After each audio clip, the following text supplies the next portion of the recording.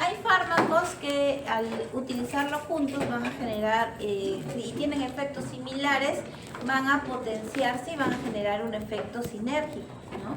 Así como también hay fármacos que van a funcionar como antagonistas y nos van a ayudar a revertir algunos efectos que se pueden presentar con estos fármacos, y de esta manera nos van a ayudar quizás en el despertar, en la recuperación del paciente, como también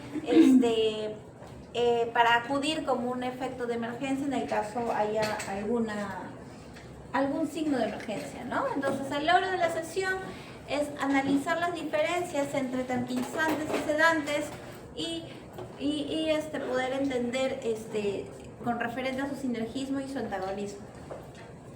Ya, vamos a ver cómo diferenciar los fármacos sedantes y tranquilizantes que se usan en medicina veterinaria, porque decir sedante y decir tranquilizante no es lo mismo, ¿no?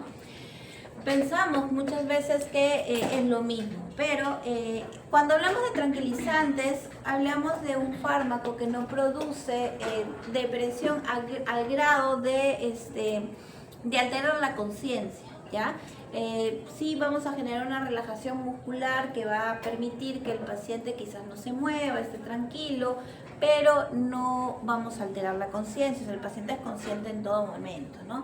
En cambio, el sedante, sí puede, si lo utilizamos en dosis altas, sí puede llegar a deprimir el sistema nervioso central de una manera que puede parecer que el paciente está hipnotizado, o sea, todavía hay estado de conciencia activo, pero sí, por ejemplo, en el caso de los benzodiazepínicos se puede generar una ligera hipnosis, ¿no? Entonces es como que si lo hablamos en palabras simples, como que el tranquilizante te lo va a quizá mantener relajado al paciente, hasta cierto punto quizás un poco inmóvil, pero siempre consciente.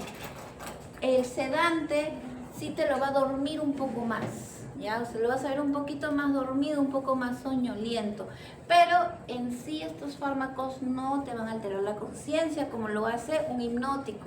Un hipnótico sí te altera la conciencia, te lleva a un plano de inconsciencia, y eso sí va a generar que obviamente puedas hacer un procedimiento quirúrgico con el paciente en ese estado, en ese estado de conciencia.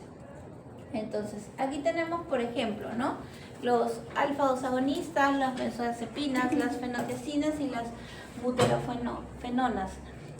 Estos fármacos me van a generar tranquilización, y principalmente la cepromacina lo voy a utilizar como un tranquilizante, ¿ya? Las benzodiazepinas, las alfa-2 agonistas, van a servirme más como relajantes musculares y como sedantes, ¿ya?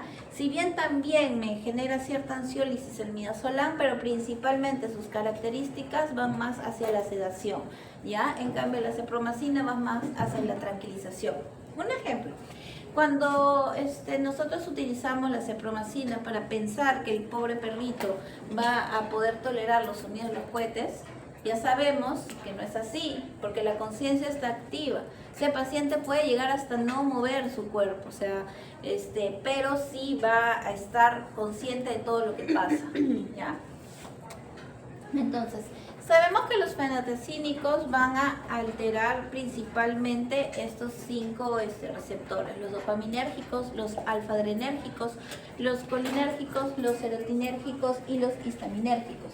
Entonces, cuando hablamos de los receptores dopaminérgicos, vamos a observar que hay una disminución de la actividad motora, así como también una disminución de la conducta agresiva, y también como hay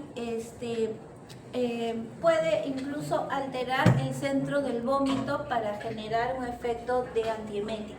Entonces, volviendo al perrito que pensamos que no escucha los cohetes cuando le damos esa cepromacina, vamos a ver que el paciente está quizás sentado, echado y relajado, o sea, va a haber inactividad motora.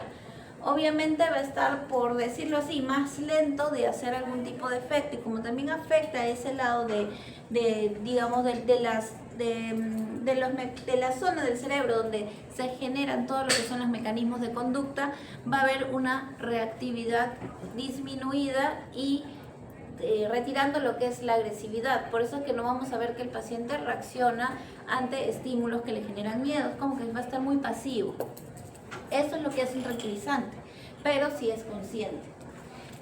Cuando hablamos de los alfa-adrenérgicos, vamos a ver que va a haber una disminución de la frecuencia cardíaca y una disminución de la presión arterial, ¿ya? Entonces va a generar una bradicardia porque el paciente va a estar calmado, ¿ya? A nivel de los colinérgicos vamos a ver que hay una disminución del peristaltismo, una disminución de la actividad de las glándulas secretorias y un aumento de la frecuencia cardíaca, lo cual hace que si bien pueda haber un efecto de tranquilización del paciente, que el paciente se aletarga, no vamos a ver que se presente una bradicardia tan marcada como quizás si lo vemos cuando utilizamos un alfa-2 adrenérgico. Ya, va a haber también el priapismo, ¿no? Lo que habíamos hablado en la clase anterior sobre la relajación peniana de los caballos, también lo vemos en otras especies, ¿no? Especies mayores, y el hecho que tenga una disminución de las glándulas secretorias, por ejemplo, si el paciente está ansioso, ¿qué es lo primero que vamos a ver? Vamos a ver cialorrea, salivación, ¿ya? Entonces, esa cialorrea es bloqueada por la fenitiazina. Entonces, tú lo ves al paciente y vas a pensar que está tranquilo. Pero no es así, ¿ya? Entonces, a nivel de los serotinérgicos vamos a ver que hay una disminución de la temperatura corporal y una disminución de la percepción sensorial. Esa disminución de la percepción sensorial implica que el paciente va a estar como que ligeramente desorientado e incluso se podría generar hasta la exacerbación de los sonidos. Con referente a la temperatura, este es un punto importante, porque si nosotros utilizamos un fenotiazínico como parte de nuestra premedicación, a este tipo de pacientes donde le tenemos que poner más atención para poder controlar la temperatura, ¿ya? Manejo de temperatura es sumamente importante para pacientes que que queremos que tengan una buena recuperación y que no tengan ninguna complicación durante la anestesia.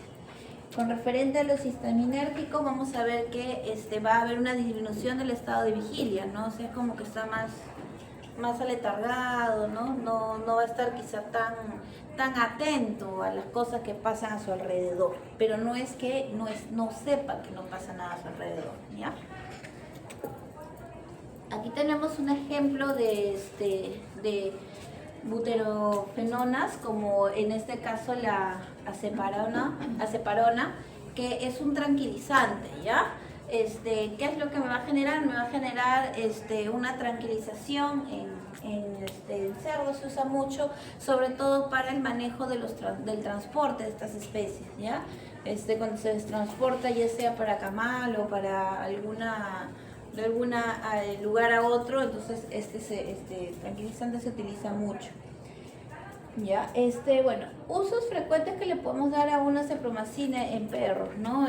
Principalmente buscar la tranquilización, ¿no? de este paciente cuando va a ser transportado o sometido a alguna situación médica, ya, para reducir el tema de la agresividad, ¿no? Y de repente el nerviosismo que pueda tener el paciente previo a algún tipo de manejo que vayamos a hacer, y al contar con con la influencia en los receptores histaminérgicos, vamos a quizá también disminuir la actividad alérgica, ¿no? Obviamente no es un tratamiento para las alergias, pero digamos que dentro de un proceso anestésico también podemos ver eso, ¿no? Que me va a reducir quizás las reacciones alérgicas de otros fármacos. Ya, entonces, así es como vemos un paciente que está con un fenotecínico, ¿no? Pero tú le haces esto y el paciente salta, ¿ya? O sea, lo vamos a ver como si estuviera dormido, pero en realidad no lo está. Ahora hablemos de los sedantes, ¿no? Las benzodiazepinas. Ya, son tranquilizantes ansiolíticos y básicamente se puede observar como que 3 niveles de sedación. Eso va a depender también de la combinación y va a depender de la dosis que vayamos a utilizar, ¿ya? Como recordamos, ¿no? Los benzodiazepínicos tienen un sitio de acción entre las subunidades alfa y delta, y en el caso del GABA tiene un sitio de acción entre las subunidades alfa y beta, ¿ya? Entonces, sabemos que las benzodiazepinas van a empezar a tener efecto porque son potenciadores del efecto GABA. ¿Qué quiere decir? El GABA tiene que entrar en su sitio de acción, aperturar el canal para que aumente el ingreso de cloro, y la benzodiazepina se va a poner a su costado y va a ayudar a aperturar el canal, ¿ya? Entonces, como vemos aquí, ¿no? Tenemos la GABA, tenemos la benzodiazepina y se va a abrir el canal para el ingreso del sodio, del cloro, perdón. Ya, quizás aquí no se observa muy bien, pero las benzodiazepinas tienen una característica de ser oleosas, ¿ya? Aquí por ejemplo tenemos una benzodiazepina, ¿ya? Que es el midazolam, ¿ya? Y si se dan cuenta un poquito, no sé si se ve bien, que no me han sacado jeringas, me olvidé pedir, ¿ya? Se ve que el contenido es un poco aceitoso. Este es menos, ahí se lo pasan. Este es menos, el que es un poco más aceitoso es el diazepam, ¿ya? Ya, entonces con referente al mecanismo de acción, ya sabemos que van hacia los receptores GABA. Como ejemplos de benzodiazepínicos tenemos el lorazepam, el midazolam, el diazepam. Con referente a indicaciones, ¿no? Lo usamos como preanestésico, como ansiolítico, como sedante, y digamos parte de la estrategia para mejorar la inducción del paciente. Las vías de administración son intramuscular, intravenosa principalmente, pero también existe la vía oral, ¿no? Para aquellos benzodiazepínicos quizás que utilizamos para potenciar tratamientos anticonvulsivantes, ¿no? El levocetilizán, por ejemplo, se utiliza para potenciar los efectos anticonvulsivos de otros anticonvulsivantes, ¿no? Por ejemplo, fenobarbital, que es nuestro fármaco de primer uso, cuando tenemos pacientes que no se pueden controlar, digamos, la depresión a nivel del sistema nervioso central para evitar las convulsiones, lo podemos potenciar mandándole bromuro, mandándole levocetilizán, ¿no? Que es un benzodiazepina. Luego, tener en cuenta que con referente al metabolismo y la excreción, se metaboliza en el hígado, se excreta a nivel renal y tiene un antagonista, ¿no? Entonces aquí tenemos una ventaja con estos sedantes, ¿no? Primero vamos a hablar de midazolam y diazepam, ¿ya? Los benzodiazepínicos tienen un antagonista que es el flumaxenil, ¿ya? Que es este de aquí. De ahí vienen a darle una oferta, ¿ya? ¿Qué es lo que me va a ocasionar el flumaxenil como antagonista? Va a irse al mismo receptor de benzodiazepina, y va a evitar que se desencadene el efecto de lo que realiza la benzodiazepina, ¿no? Que va a evitar que se aperture el canal de GABA y ya no va a pasar el cloro, o sea, por lo contrario, lo va a mantener cerrado, ¿ya? Entonces, ¿qué va a generar? Va a aumentar, entonces, ¿cómo funciona, digamos, esto? Como ya habíamos hablado anteriormente, va a aumentar la apertura del canal para que pase el cloro. Esto va a generar una hiperpolarización de la membrana y por consiguiente va a terminar en una inhibición de los efectos del sistema nervioso central. Por consiguiente, hay un efecto de sedación. Con referente al sistema cardiovascular, respiratorio, vamos a observar que a nivel respiratorio puede haber una reducción de la hipercapnia, ¿no? Respiratoria. O sea, el paciente va a empezar a quizá reducir, aumentar, digamos, la retención de CO2, puede haber hipoxia, ¿ya? Y puede haber apnea, ¿ya?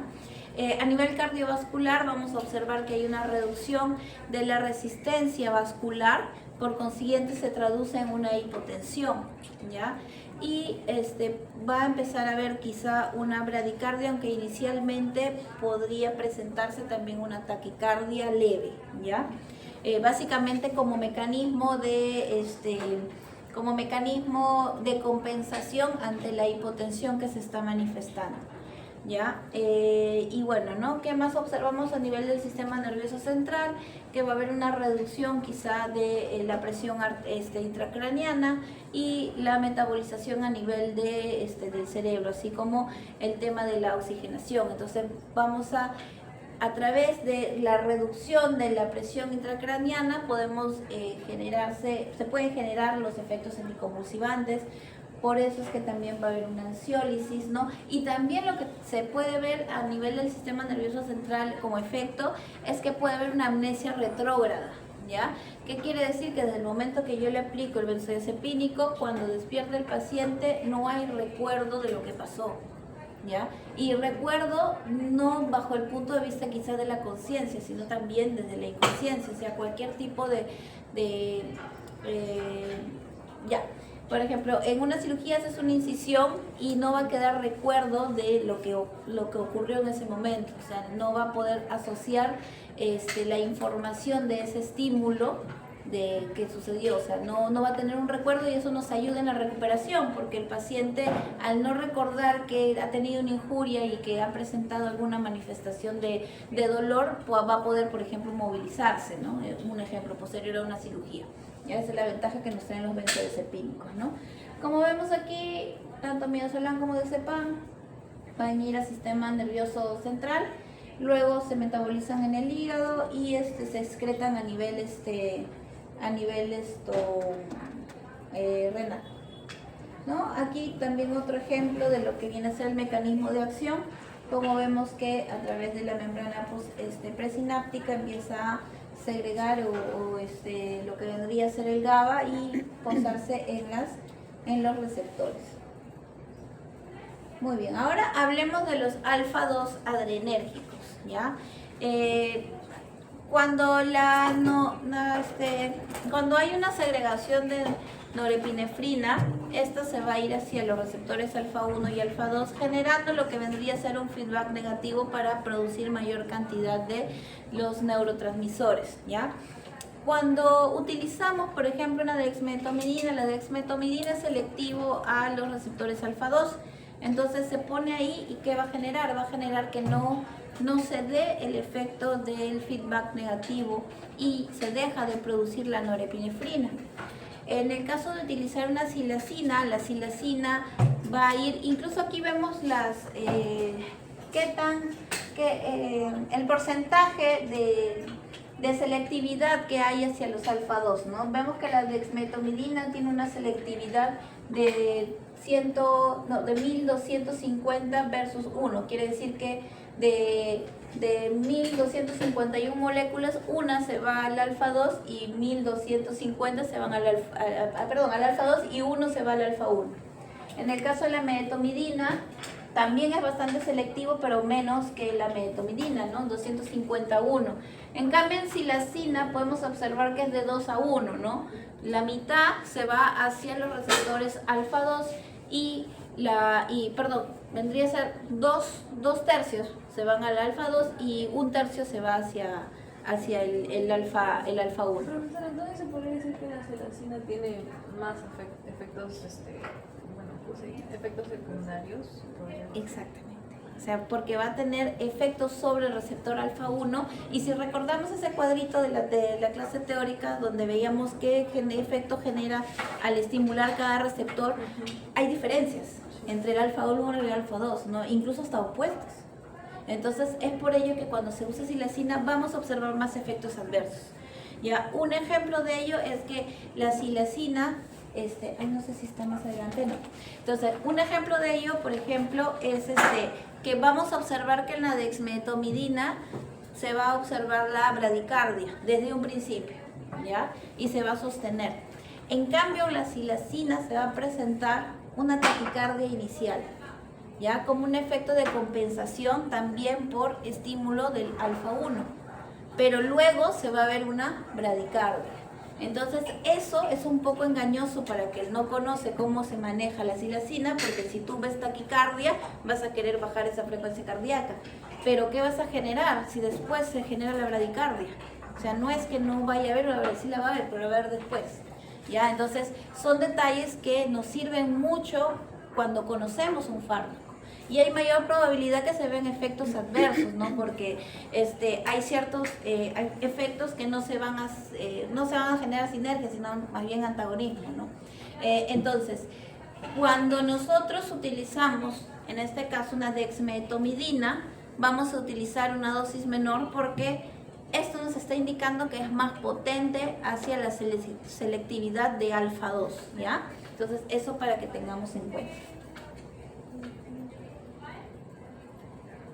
Ya. Bueno, la dexmedetomidina principalmente para nuestro medio, para nuestro uso, lo utilizamos vía intravenosa y vía intramuscular, ¿no? Como parte de premedicación. Pero existe, ya quizás algún día llegue a Perú, existe la dexmedetomidina oral que se utiliza para manejar un poco lo que es conducta y ansiólisis. ¿Ya? Y bueno, de ahí aquí no se ven los videos, lo voy a abrir. Vamos a ver. Aquí tengo ya. Vamos a empezar por ¿ya? Esta es una rata. ¿Ya? Esta es una rata a la que se le coloca cepromacina, ¿ya? Esta rata, bueno, para que quizás sus compañeros lo van a comentar ahora en la exposición, pero lo voy adelantando. Los roedores pequeños se suele aplicar los fármacos anestésicos intraperitoneal, ¿ya? Por la gran capacidad absortiva que tiene la vía intraperitoneal, tan similar o igual que cuando colocas un fármaco vía intravenosa, ¿ya? Entonces, aquí le están aplicando cepromacina.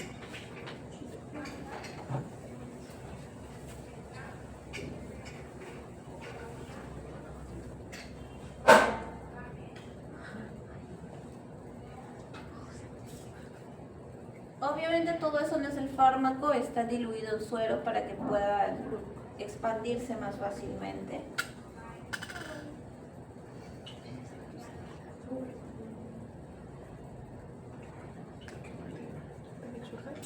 Está orinando. Pobre animal está asustado, se está miccionando. Seguro son médicos humanos. Sí, seguro es un experimento de medicina humana. Sí, porque sí, lo jalan feo, me da pena.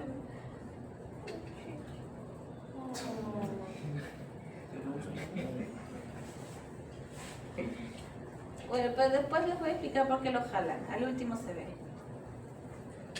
Y ahí hay un soldado caído.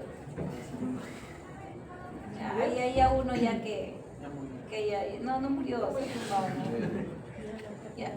Esto lo hacen porque lo voy a adelantar ya. Por acá creo que ya cayó. Ahí está.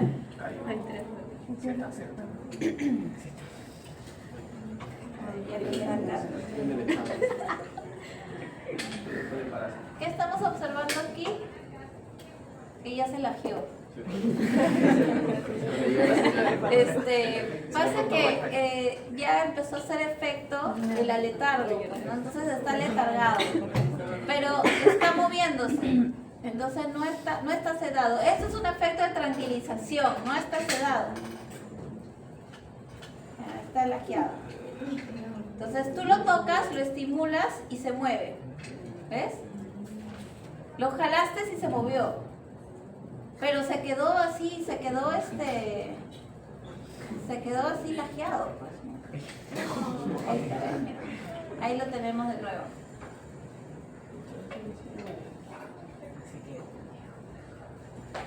Le han puesto pausa. Ajá, le han puesto pausa. Claro, le han puesto pausa y es de ahí como que su sistema parasimpático se alerta y de ahí de nuevo. ¿Ya? Muy bien, entonces dejemos al ratoncito tranquilo. Pero es como que se queda con el vacío. Algo así, o sea, estás más lento para reaccionar.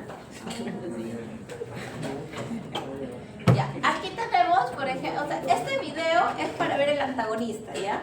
Pero este gatito está sometido a un alfa-2 agonista, es una dexmedetomidina, ¿ya? Se le puso una dexmedetomidina y ahorita están usando el antagonista, que es el atipamezol, ¿ya? Entonces vamos a ver el efecto del atipamezol. Diferencia, ¿ya? Este paciente está sedado, tiene un sedante, que es la dexmedetomidina. Entonces, ¿cómo lo vemos? Quizás si yo hago algún movimiento brusco va a saltar un poquito, pero no es como el otro paciente que lo jalas y es como que se activa y vuelve a correr, ¿no? eso es un efecto de tranquilizante. En cambio en el sedante sí lo ves como dormido, o sea, no está totalmente dormido, está casi, es como cuando tienes sueño y estás entre dormido y despierto, algo así, ¿ya? Te hacen un ruido y te levantas, ¿no? O sea, algo así. Porque ves si mueve la cola. Sintió el movimiento, movió la cola. Pero está echado. Claro, pero está echado. El otro, claro, el otro está un poco más alerta, ¿ya?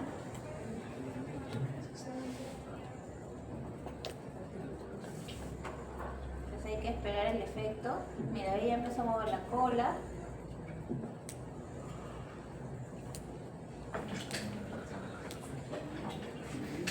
Uy, ¿qué pasó? ¿Dónde estoy? Está bueno. Está bueno el sueño, amigo.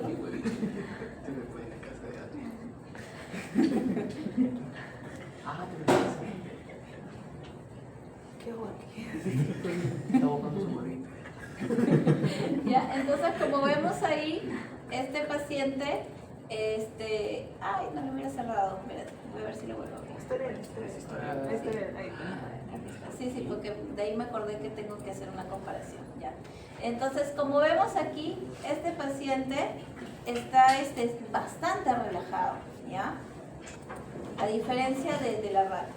Ahora, aquí tenemos una cabrita, ¿ya? A esta cabrita se le ha puesto silacina.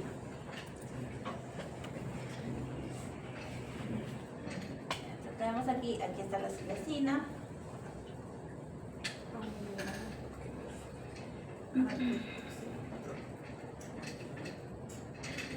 Ya, en este caso se lo van a colocar intramuscular.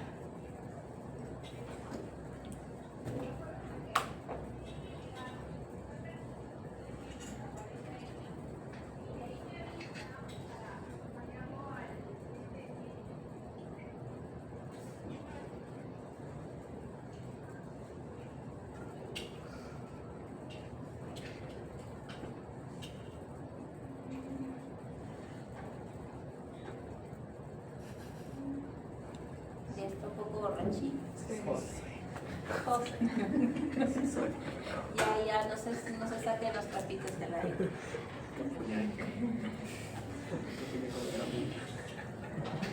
Ya, aquí empezamos a ver el efecto de cialorrea que se da, ¿ya? Ya, la producción de la lengua, ¿no? La lengua empieza a perder reflejo. Y miren la mirada. La mirada está un poco como que perdida, ¿no? José. Qué buena. Ya, aquí ya, como vemos, el paciente ya está como el gato que estaba ahí echado. Pero como ve, tiene reflejos, o sea, tú lo jalas, lo presionas, empieza a generar algún tipo, pero muy lento el reflejo, ¿no? Hay reflejo ocular, levanta un poco la cabeza, pero muy levemente, hay protrusión del pene. Ahora hay una papaya. También. Esa no me acuerdo. Ya, aquí miren, los ojos están como que perdidos. La lengua la jalan, mira. Tiene reflejo de ilusión. Ay, Dios mío, la boca. Ya no puedo ver. Bueno, esto después de 2 horas. ¿Ven la diferencia cuando no se usa un antagonista? Hay que esperar bastante para que se aclare. Entonces, ¿es igual que el gato en todo? Sí. Así el gato también no. Ajá. Ah. O sea, la diferencia en este caso de la dexmedetomidina con la silacina es las dosis, ¿no? Obviamente para yo obtener el mismo resultado, la dosis va a ser un poco mayor, ¿no? En proporción de lo que se debe usar la silacina a lo que se usa en la dexmedetomidina. La dexmedetomidina se usa en dosis así mínima. Por ejemplo, para mantener ese efecto que ustedes ven en ese gato, lo utilizan a una dosis de entre 5 a 10 microgramos. En cambio, una silacina tú la usas a 0.5 miligramos. ¿Entiendes? O sea, es bastante la diferencia en dosis. ¿No? ¿no? Y el efecto de despertar es lento y vemos que aquí la cabra empieza como que a caminar chueco, a tener ciertos signos de ataxia, ¿no? Ahora, aquí tenemos un perrito que le han colocado silacina. ¿Ya? Hay una cialorrea bastante intensa. Probablemente la dosis que le han aplicado también es una dosis más que nada intencionada, más que para una sedación como tal, una preparación anestésica, ¿no? Porque se utiliza en menos dosis por la combinación que haces. Como haces una combinación de varios fármacos y hacen sinergia de potenciación, utilizas menos dosis. Ya, por ejemplo, si en una estrategia yo utilizo silacina, midazolam, propofol, yo la silacina no la voy a poner a 0.5 o a 5, a 1, la voy a poner a 0.2, 0.3, porque en combinación se van a potenciar, entonces son menos dosis. Ya, entonces, una probabilidad es que el paciente se le haya aplicado menos dosis en proporción a lo que sería con el uso de la dexmedetomidina en el caso del gato. Pero también es el hecho de que, como les comentaba, silacina y dexmedetomidina es mucho más selectivo a alfa-2, por consiguiente el efecto depresor va a ser más fuerte, ¿sí? Por eso también la diferencia, ¿no? Si bien este paciente tiene una sedación leve, no se ve como este gato.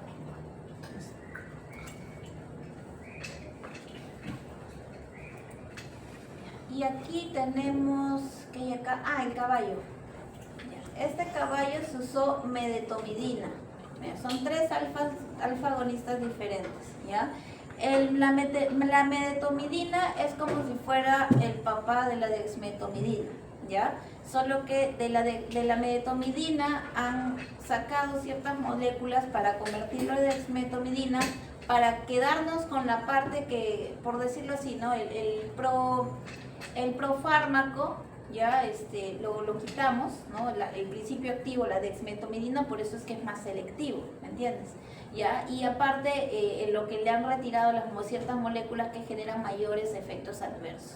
Entonces, si una medetomidina, si la dexmedetomidina, yo les estaba comentando, la podemos usar para una sedación de un gato entre 5 a 10 microgramos por kilo, cuando usamos una medetomidina vamos a usar hasta 30 microgramos por kilo, ¿ya? O sea, hasta 3 o más o menos 2 veces la dosis, ¿ya?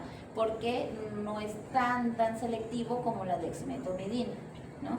Entonces, si ponemos los 3 fármacos, ¿no? Para un gato, ya yo puedo usar de 0.5 a 1 miligramo por kilo de silacina. En el caso de la medetomidina, yo puedo usar entre 20 a 40 microgramos de medetomidina. Y de dexmedetomidina yo puedo usar de 5 a 10 microgramos. Entonces, ahí también vemos que menor dosis es más potente, ¿sí? Ya para más o menos tener la idea. Claro que las dosis que les acabo de dar son dosis que se utilizan como única droga, o sea, si yo busco sedarlo al paciente, nada más.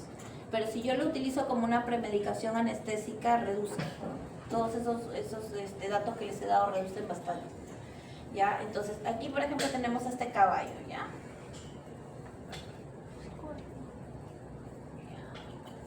Como en la mayoría de especies grandes, utilizamos lo que es la aplicación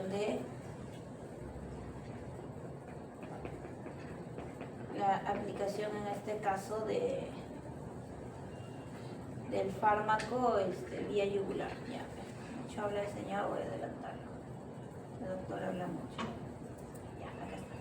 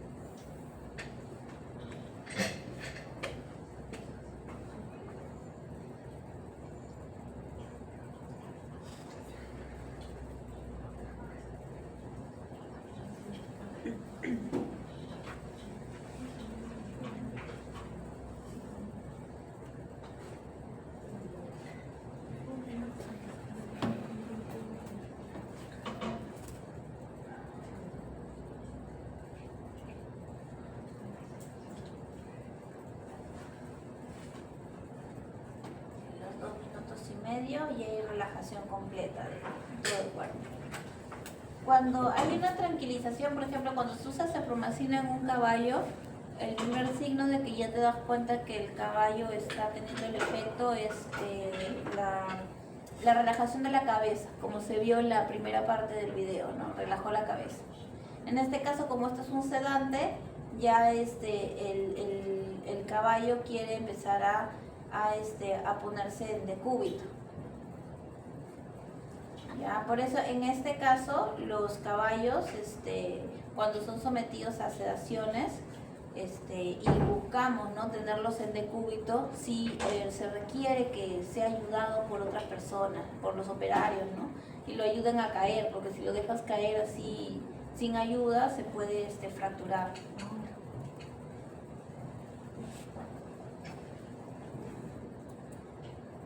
Muy bien, chicos. Entonces, ¿hay alguna pregunta?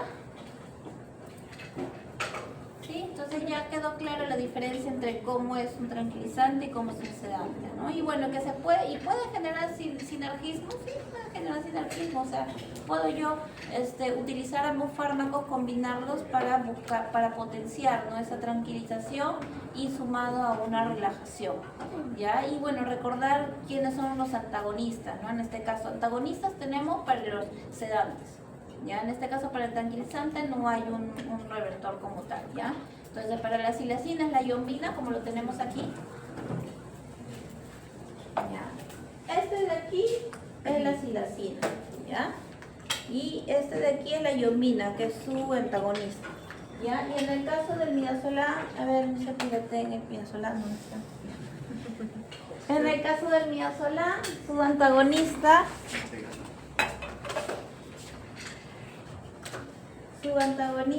es el flumaxenil, ¿no? Aquí, ¿ya? Ahora, los opioides, muy aparte de tener una función analgésica, también funcionan como sedantes, ¿ya? O sea, en los receptores MU también van a potenciar el efecto sedante, ¿ya? En este caso, por ejemplo, tenemos la morfina, ¿no? También existe el fentanilo, el remifentanilo, que también vienen en presentación de ampollas, ¿ya? Entonces, si buscamos también generar analgesia, se pueden fusionar, ¿no? Se puede usar una benzodiazepina, un alfa-2 agonista, y le pones también un opioide. Entonces, como también tiene una función de sedante, ¿qué pasa con las dosis? O sea, si yo busco sedar a un paciente y yo le pongo 0.5 miligramos de midazolam, pero también le quiero agregar un opioide, ¿sigo manteniéndome en 0.5? Le bajo, ¿no? Le bajo porque me va a potenciar. Entonces van a ser sinergismos, ¿ya? Listo, chicos. Entonces, ahora sí, como tanto querían exponer, ¿quién va a venir a exponer? Aunque no.